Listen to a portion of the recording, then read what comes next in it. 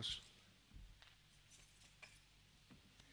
Quería, antes de compartir la palabra de Dios, estamos orando por Héctor de Gans. Ustedes saben, ya ha pasado el proceso de operación, día jueves, y está bien, de salud, así que sigamos orando por él. Es un proceso que tiene todavía por delante, así que, pero gracias a Dios, la operación fue muy exitosa. Así que eso es respuesta de Dios a nuestras oraciones. Estamos orando también por Margarita, si Dios lo permite, el 16 la van a operar de este mes, así que sigamos orando por ella. Esto también es la comunión de la iglesia. Dios ya está enterado de estas cosas, pero ¿esto qué hace? Esto nos ayuda a empatizar con nuestro hermano. Eso es la oración. Gracias a Dios que es eso. Así que, entre otras cosas, no, Él sabe de todas nuestras necesidades, como bien hoy se nos decía. Cachito tiene un estudio importante, seguimos orando por él. Hoy está Luis Correa, por ahí. Hemos orado por él, tuvo un accidente con la moladora. Ese instrumento tan bueno, pero no, esa herramienta tan buena, pero con tanto riesgo para los que trabajan, ¿no? Él habitualmente trabaja con esa herramienta, pero el accidente se ocurre en cualquier descuido.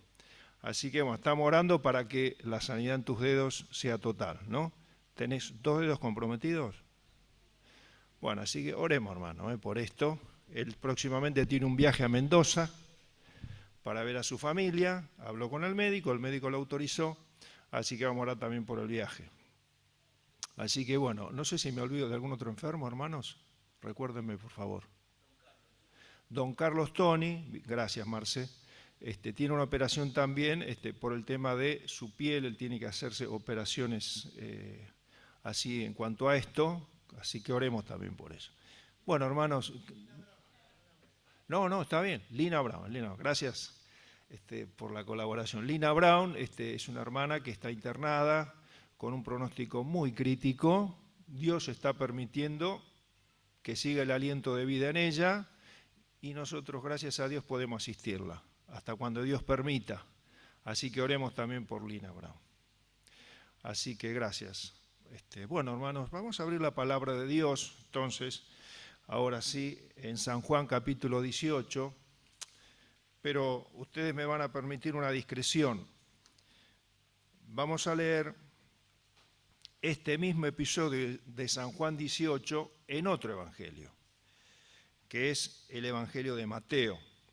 Discúlpenme, ahí en San Juan 18 nos vamos a encontrar con 2 episodios.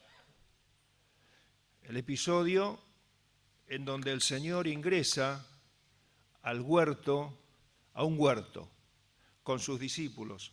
Estamos en el último tiempo de vida del Señor. Y es muy importante registrar lo que pasó acá en este huerto. Juan menciona nada más en un solo versículo que entró el Señor con sus discípulos al huerto, a un huerto. Y luego comienzan los versículos que siguen acerca de la actitud que tuvo Judas. ¿No? ¿Qué nombre, no es cierto?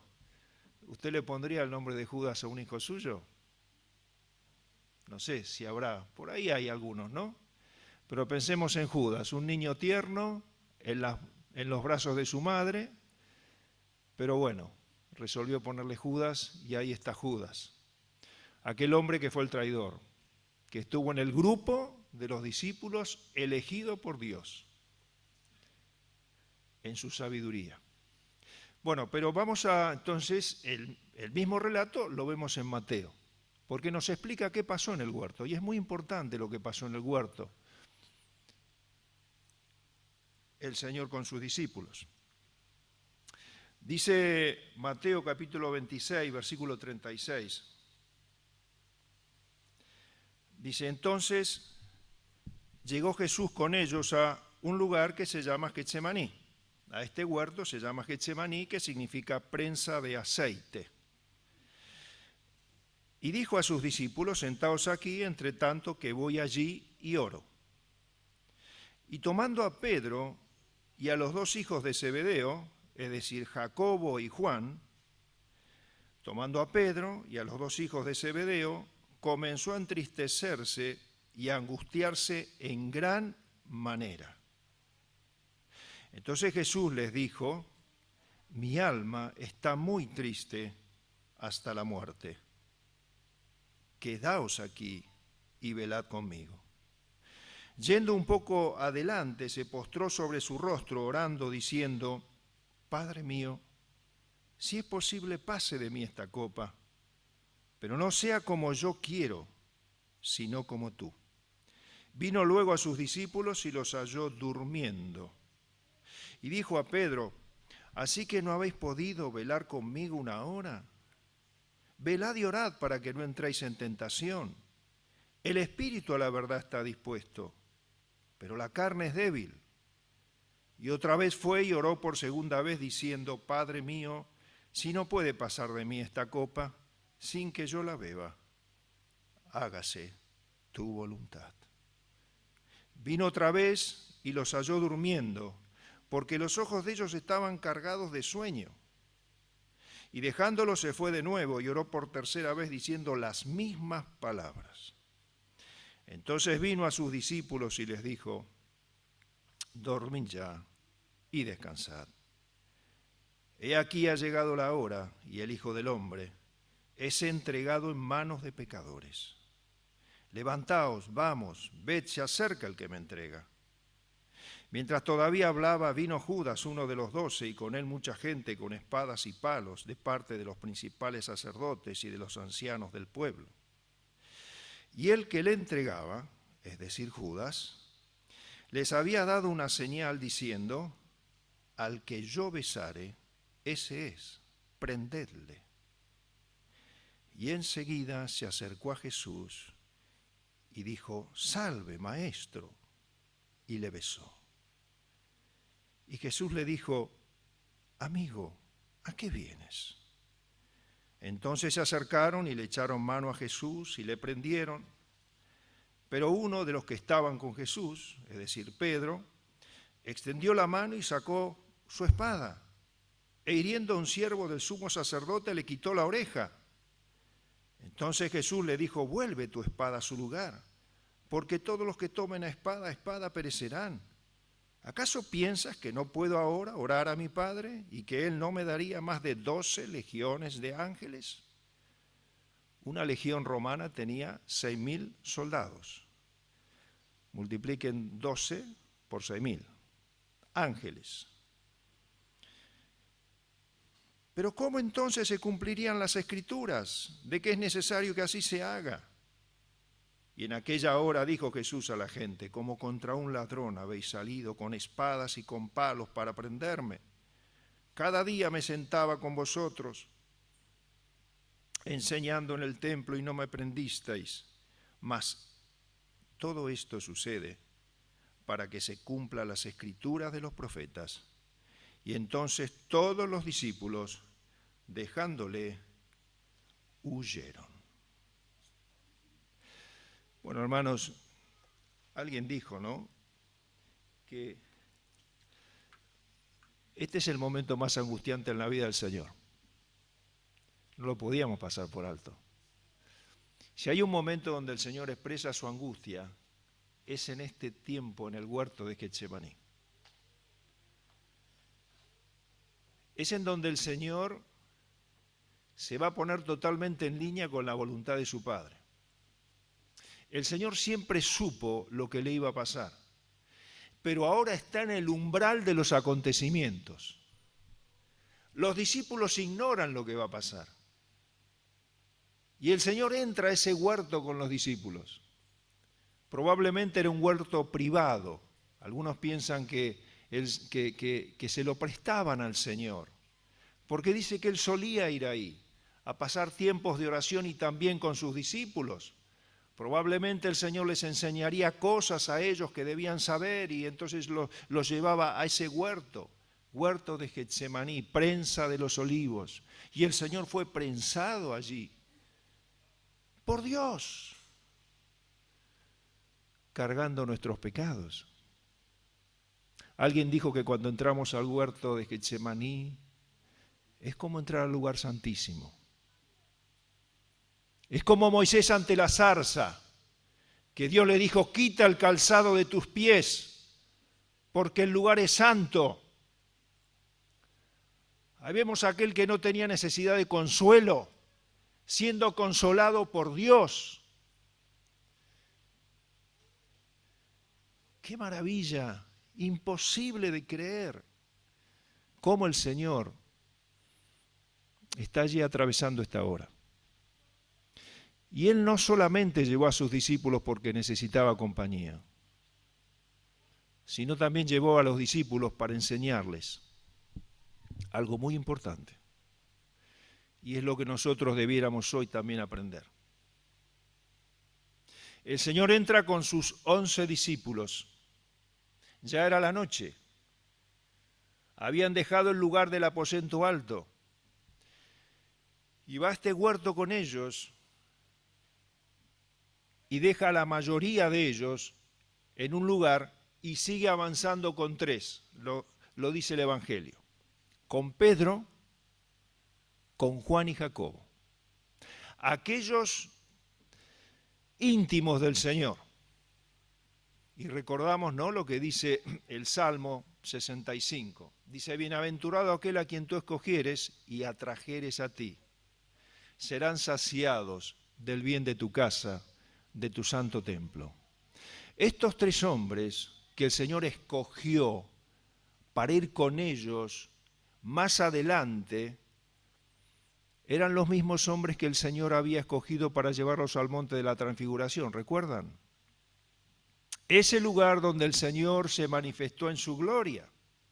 El Señor había escogido también a Jacobo, a Juan y a Pedro y los llevó allí. Y dice que en aquel lugar la persona del Señor se transformó y vieron su rostro como el sol y sus ropas fueron blancas.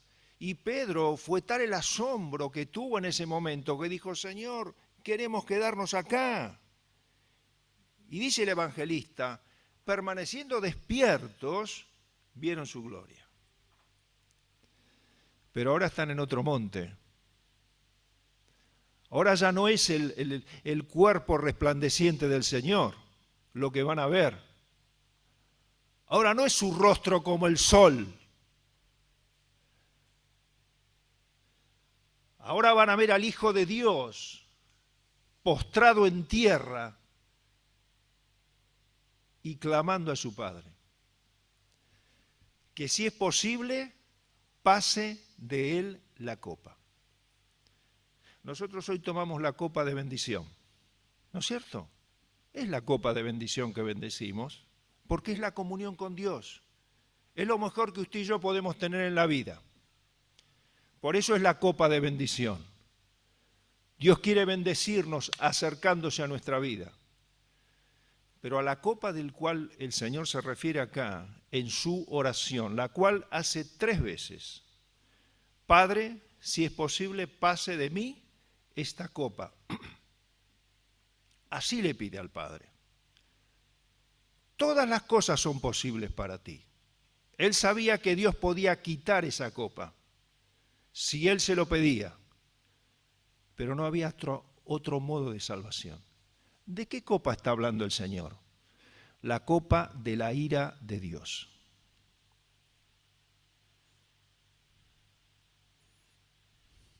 Por tu pecado y por mi pecado. Pensemos las cosas más terribles que suceden en la humanidad. Violaciones, genocidios, guerras, todas esas cosas. Todos los infiernos cayeron en la persona del Señor. Todas las condenaciones. Él fue hecho maldito delante de Dios. Por eso Él está orando de esa manera. Padre, si es posible, todas las cosas son posibles para ti. Pasa de mí esta copa.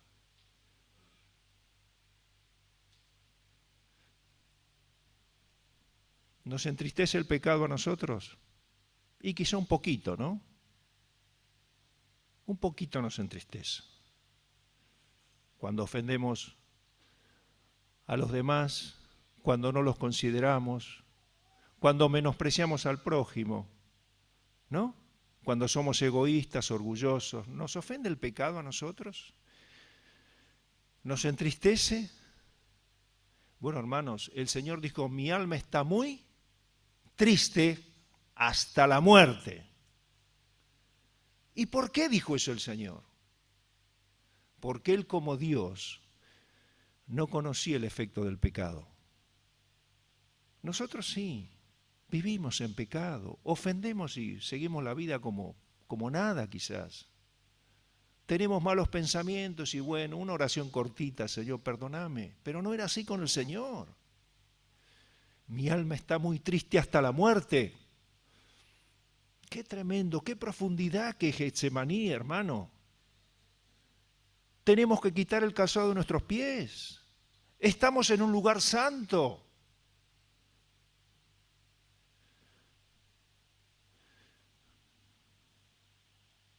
Qué débiles que somos, ¿no es cierto? Qué débiles que somos. Qué fácil pecamos. Qué fácil pecamos. Qué rápido solucionamos las cosas del pecado. Pero ahí está el Señor. 3 veces le pide al Padre. ¿Y qué pasa con los discípulos? Se quedan dormidos. Se quedan dormidos. El Señor va la primera vez, los encuentra dormidos. ¿Y qué le dice el Señor? Velad y orad para que no entréis en tentación. ¡Qué amor! ¡Qué amor! Cambiaste mi odio en amor. Qué lejos que estamos de ese amor, ¿no es cierto? ¡Qué amor del Señor por los suyos! Les está advirtiendo las horas que iban a venir. Claro. Les está diciendo todo lo que va a pasar. Y le dicen, mire, les conviene velar y orar, porque van a entrar en la tentación. Vienen horas terribles. El Señor no está pensando en sí, solamente está pensando en ellos. ¿Qué es velar? Estar despierto. Estar despierto. Mirar las cosas como las ve Dios.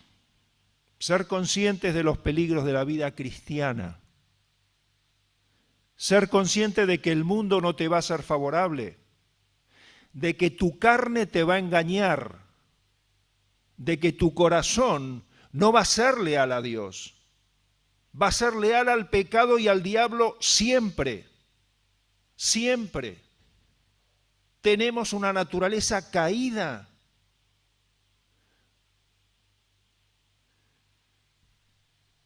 Y no le tenemos que dar lugar. Porque si le das lugar, vas a caer como cayeron ellos. Pedro, ¿qué hizo? Negó al Señor. Porque el Señor le dijo a Pedro, dice, Pedro, mirándolo a Pedro, por supuesto era al resto también, a los otros 2, pero le dice a Pedro, velad y orad para que no entréis en tentación. Y cuando el creyente entra en tentación, no solamente se daña a él, sino daña al entorno, daña a la comunidad, daña a los hermanos, dañas a tu familia, a tus hijos, a tu esposo, a tu esposa. Eso nos pasa en la vida. El pecado no es personal, no es individual. No podemos hacer lo que queremos con nuestra vida y en relación a los creyentes. No es así, no funciona así. Somos un cuerpo y debemos vivir como tal. Y el Señor les está advirtiendo, velen y oren para que no entréis en tentación. Pero ellos estaban durmiendo. Y dice un evangelio, dice, bueno, uno dirá, porque habían tenido un día ajetreado, ¿no? Habían preparado el lugar, el aposento alto, habían preparado todo para la cena pascual, habían estado hasta largas horas de la noche, habían descendido, habían caminado, estaban cansados por ese día. ¿Sabe qué dice el evangelio? Se durmieron a causa de su tristeza. De su tristeza. ¿Por qué estarían tristes los discípulos? Y bueno, habían escuchado muchas cosas, nosotros lo hemos registrado en los capítulos anteriores. El Señor les había dicho que Él se iba a ir al Padre y que los iba a dejar. Pero el Señor dice, no os dejaré huérfanos, enviaré el Espíritu Santo. Pero se ve que muchos no los convenció. Habían escuchado que uno de ellos le iba a entregar. No sabían quién era, porque Judas fue un hombre que vivió como discípulo, pero no era discípulo. Y los engañó durante 3 años. 3 años engañando al grupo. Judas jamás le dijo Señor a Jesucristo, jamás. No está registrado en los evangelios, siempre lo llamó maestro. Qué tremendo, ¿no? Tener una vida que aparenta ser cristiana, pero no lo es. Bueno, ahí está Judas. 3 años engañó al grupo, pero no al Señor. Señor, ¿pero vas a elegir a Judas? Y el Señor lo eligió entre los 12. A una persona que era ladrona, lo puso a que cuide los dineros. ¿Usted haría eso? ¿Haríamos eso nosotros? El Señor lo hizo así. Bueno, ese es el plan de salvación de Dios, porque había un propósito y era necesario que Judas estuviese en el grupo para que pase lo que pasó acá. Dice que cuando el Señor está orando y está postrado en tierra y está clamando a Dios, dice que luego se levantó y fue a sus discípulos y los halló durmiendo otra vez. Entonces va y le dice, dormid ya y descansad. Ya está. Ya me he alineado con el Padre. Y entonces no termina casi de decir la frase del Señor, y entra Judas. Entró Judas al huerto. Él sabía en dónde estaba el Señor. Habitualmente el Señor los había llevado muchas veces ahí. Y entra al huerto. Y entra con esa comitiva que lo quería tomar preso al Señor.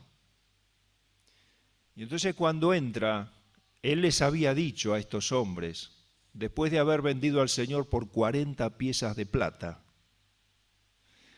les había dicho, al que yo besare ese es.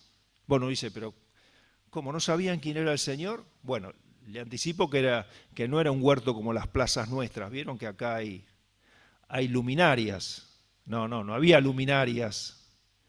Entonces no era fácil de identificar a las personas en la noche. No había celulares con las cuales se podría repartir la foto del Señor. Este es. Entonces fue necesario que Él les diera una señal. A ver, ¿quién era? Para aprenderlo. ¿Y qué señal les dio el traidor? ¿Qué señal les dio el traidor? Uno diría, bueno, iría con un cuchillo y ahí manifestaría su traición, ¿no? Así sería. O con un grito, ahí está, ¿no? No, ¿con qué señal lo indicó al Señor? Con un beso. Es el saludo de amistad oriental, con un beso. Así entregó Judas al Señor. Yo a veces pienso en mi alabanza a Dios, ¿no? Cuando después vivo de otra manera. O en las cosas que le digo al Señor que quizás agradan su corazón, pero después yo vivo de otra manera. Y a veces me parezco un poco, ¿no? A veces nos parecemos, yo digo, ustedes no sé, pero yo lo analizo para mi vida. Señor, ojalá no sea, porque el Señor dice, amigo, ¿a qué vienes? Amigo. Y esa palabra amigo en el griego es una palabra, es muy fraterna, es muy cariñosa. El Señor está diciendo, camarada, 3 años estuvimos compartiendo el ministerio. ¿A qué vienes? Es como que el Señor le está diciendo, fíjate lo que estás haciendo. Le está buscando la reflexión. Siempre el Señor nos busca la reflexión, siempre. Judas siempre tuvo oportunidad. El punto está que era el hijo de perdición. Él eligió perderse. Y es lo que nosotros elegimos cada día y es lo que usted puede elegir al escuchar este mensaje. Ojalá usted no elija perderse. Ojalá usted elija salvarse. Ojalá nosotros elijamos por una vida de obediencia a Dios, cuando las cosas son difíciles. Porque otra de las cosas que el Señor les está enseñando acá a sus discípulos es que cuando está la angustia, la tribulación, hay que orar. La tentación se vence de rodillas. Ojo, no se vence cantando.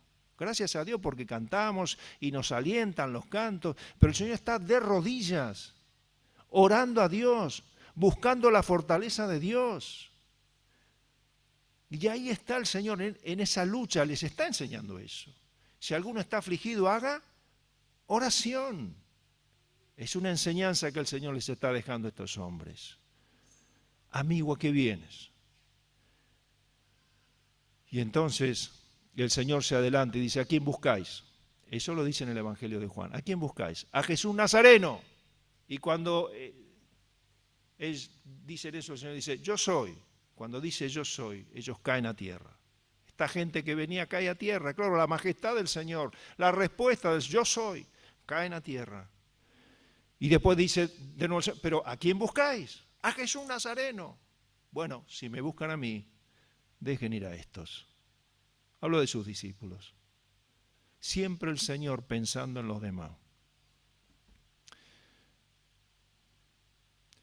Es igual nuestro amor, por eso cuando a veces cantamos de que tenemos el amor de Dios, hermanos, yo creo que estoy muy lejos de eso. Y entonces Pedro que estaba ahí, que quizá había tomado la espada de ese aposento alto donde estaban, porque cuando antes de irse del aposento alto, entre ellos el Señor dice, bueno, ahora cuidado, ¿no? El que no tenga espada, tómela. Eso fue algo que el Señor dijo en comparación, y dice, ahí había una espada, quizá era esa la que Pedro tomó, no sabemos, pero Pedro tenía una espada. ¿Y qué hizo con la espada? Sacó la espada y atacó a uno de los siervos del sumo sacerdote. Y muchos dicen que le apuntó a la cabeza. Y este hombre habrá hecho así, no sé. No sabemos. Pero la cuestión es que le cortó una oreja. Y el Señor enseguida lo detuvo y dice, ¿qué haces, Pedro? ¿Qué haces? La violencia, ¿no? La ira del hombre no obra la justicia de Dios. ¿Cuántas veces queremos tomar justicia por nuestra mano propia, no? ¿Cuántas veces? Y a mí me pasa más de una vez. Pedro lo quiso hacer ahí. Por eso, ¿cuánto necesitamos? ¿Cuánto necesitamos? El espíritu está dispuesto, pero y Pedro no le estaba entendiendo. Claro, no había orado. El Señor le había dicho, velad y orad, porque el espíritu está dispuesto, Pedro. Vos tenés un espíritu para no negarme. Vos querés en tu corazón no negarme. Vos querés en tu corazón no pecar. Pero tenés cuidado que la carne es débil. Y ahí la carne le jugó una mala pasada a Pedro. Y entonces saca la espada y le corta la oreja al siervo del centurión. Al esclavo, del sumo sacerdote. ¿Y el Señor qué hizo? Lo sanó. El Señor, dice el Evangelio de Lucas, le sanó la oreja a Malco, que era este siervo. ¿Has cambiado mi odio en?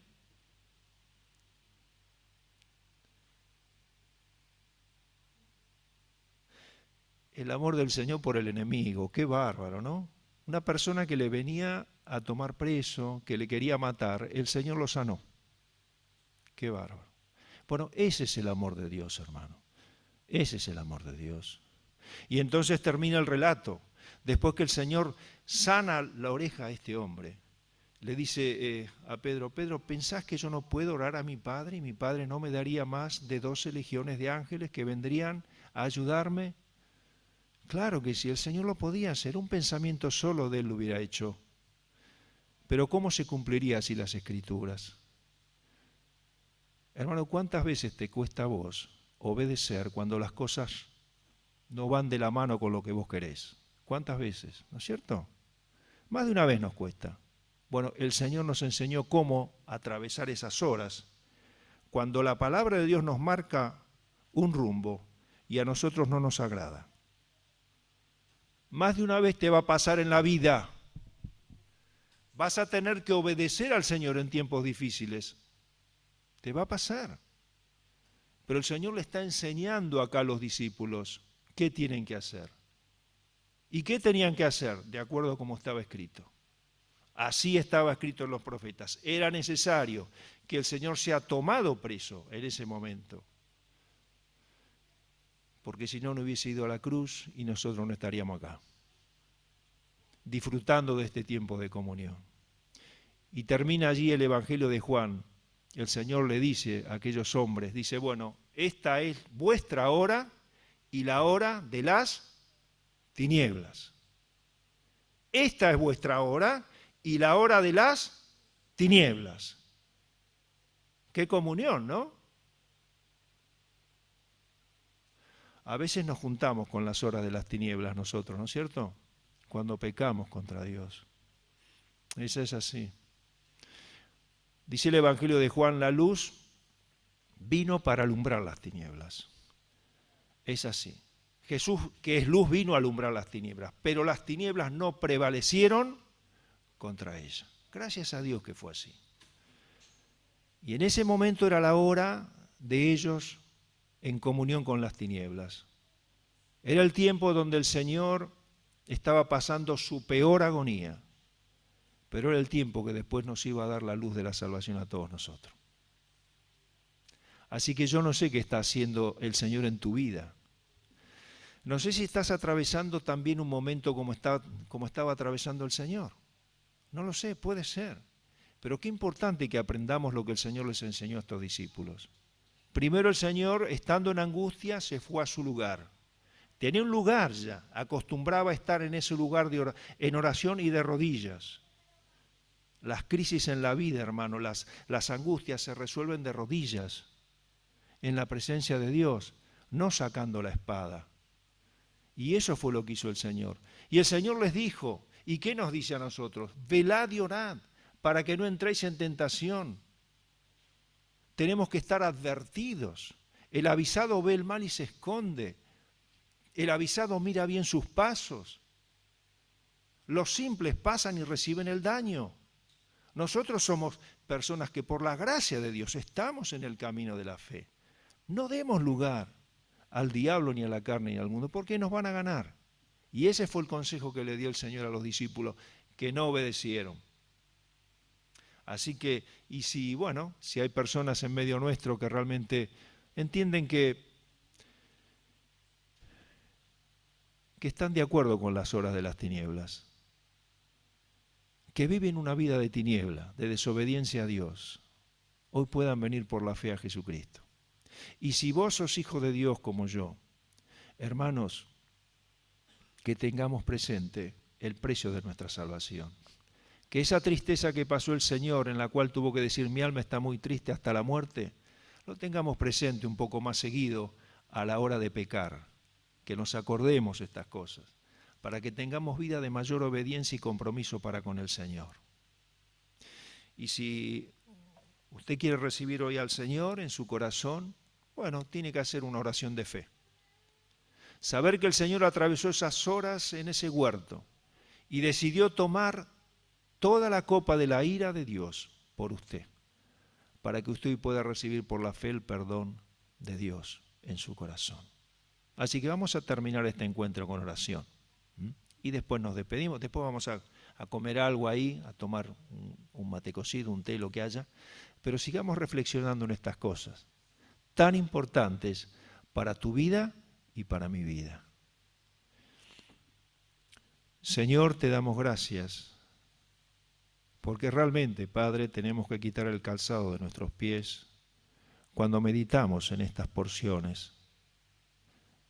En esa hora, Señor, tan angustiosa para el Señor, tan terrible, Padre, para tu Hijo. Te damos gracias, Señor, porque Él tomó la copa de tu ira.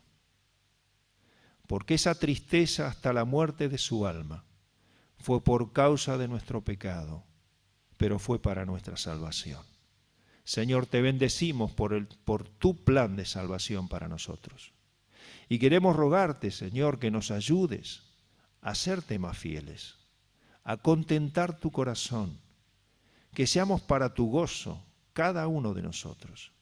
Y queremos rogarte, Señor Padre eterno, especialmente por las personas que no te conocen y que están aquí, que puedan realmente entregar sus corazones a ti.